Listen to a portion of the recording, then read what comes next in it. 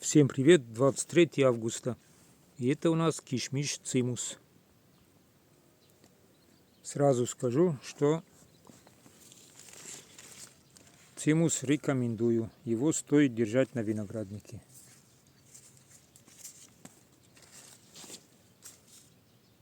Так, я не продаю лозу, не продаю саженцы. И это будет честный обзор, как говорится. Кому это интересно, не переключайтесь. Надеюсь, будет и полезно. Итак, какие плюсы? Буду называть по убывающей. Первое, он ранний. Второе, урожайный. Третье, вкус. Ну, он не прям такой сладкий, что пальцы слипаются, но вкус довольно-таки приятный. Есть мускат. Насчет муската, если ягода перевесит, то мускат может уйти. Мускат скорее такой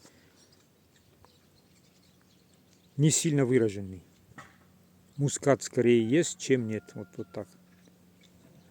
Кожица мягкая, легко съедаемая. Ягода водянистая.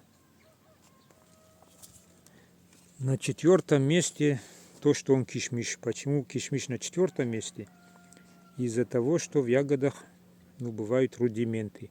И очень-очень редко может быть косточка. Давайте сейчас вот одну крупную зарежем.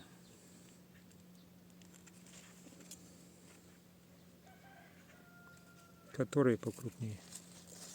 Последняя химобработка была после цветения. Так что смело можем пробовать. Где самый крупный? Вот. Угу.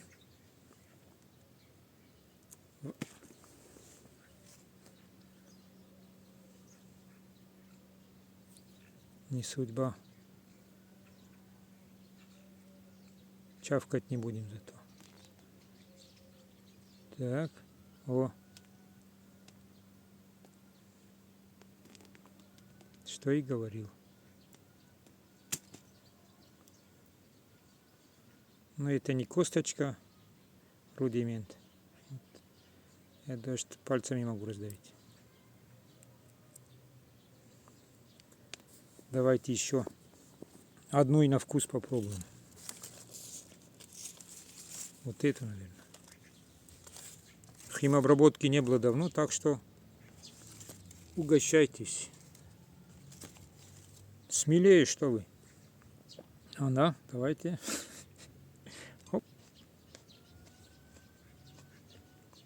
Оп. Вот это есть часто. А также бывают такие крупные ягоды и вообще без ничего. Такое тоже есть.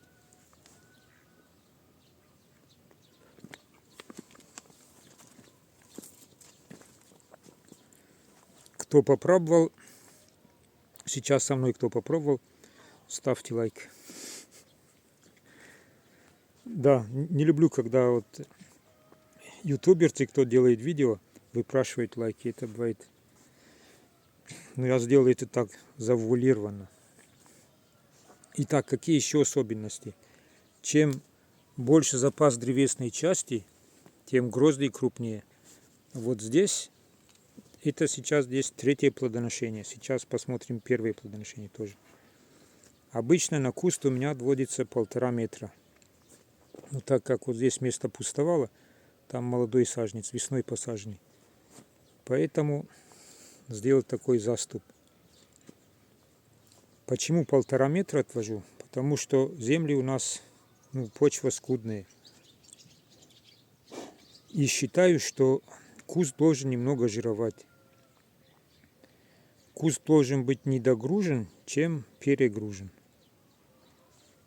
Если так вот уже сколько ему? 4 года, считай. То 1,5 метра для него так, маловато. Еще из особенностей. Вот он ничего не срезалось, почти везде по 2 грозди. И он был готов где-то 20 августа. А если бы удалить по одной грозди, оставить на побеге одну гроздь, тогда был бы готов где-то 10 августа, может чуть раньше. Это я по прошлому году. В прошлом году было по одной гроздьи.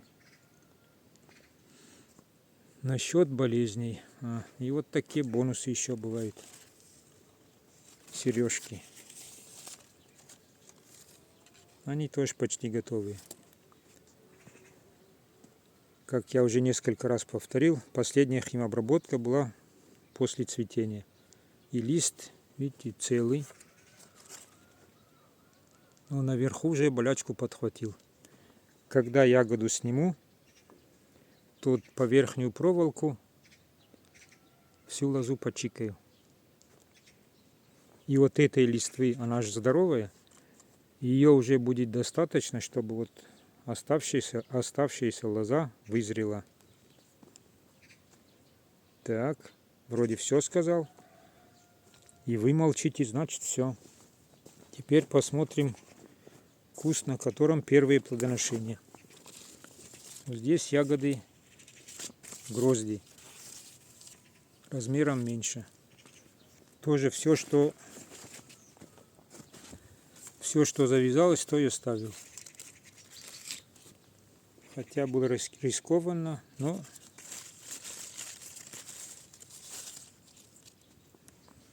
и вот здесь первые плодоношения. Да, лист не убираю. На том кусту лист убрал из-за видео. Если лист здоровый, вот обычно убирают вот так лист.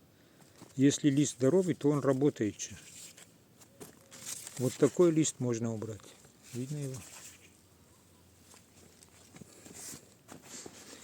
И также это тень, иначе ягода сгорит на солнце. Вот, вот видите, какая тень. Если это убрать, вот верхний. Ну, в общем, понятно. Так, с чем его сравнить? Это не кишмиш. Это секретная ягода. Упс. Сфотографировался. Цимус, наверное, можно сравнить с кишмишом венгерским, 342. Они даже на вид, ну, так похожи. Только там грозди вот максимально вот такие. И ягода мельче. Гроздь такая более плотная. По вкусу венгерский кишмиш лучше. Только он менее урожайный. Раза в 3 меньше урожая, чем на цимусе. Даже, кстати, сейчас чуть-чуть его покажу.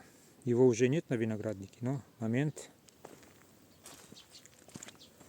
Итак, в прошлом году осенью удалял венгерский кишмиш 342. И вот такой кусок лозы остался вот прямо понад забором. Кстати, это от соседа тыква заходит. И представляете, он даже был не прикопан. Вот он.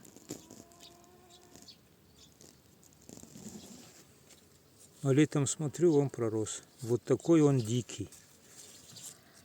К чему я говорю?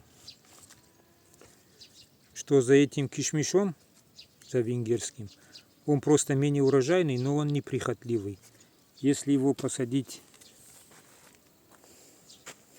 Опять фотографируюсь. Если его посадить где-то понад забором, где вот ненужное место, то он сам за собой будет ухаживать. Иногда можно приходить и собирать ягоду раз в год. А так он вот такой дикий. Если место есть лишнее, то венгерский кишмиш 342 рекомендую. Угу. Такое большое отступление сделали. Такой живучий. Значит, он просился в наше видео. Итак, завершаем. Вроде все сказал, все показал. И надеюсь, это было кому-то полезно. И также про 342 кишмиш. Он тоже реально хороший. но менее урожайный. Вот на шпалере его держать 342 невыгодно. А так где-то вот на заброшке, вот вам понравится тогда. На этом всем здоровья, хороших урожаев. Пам-пам-пам-пам. Это не просто мусор, это вот лозу, которую срезаю.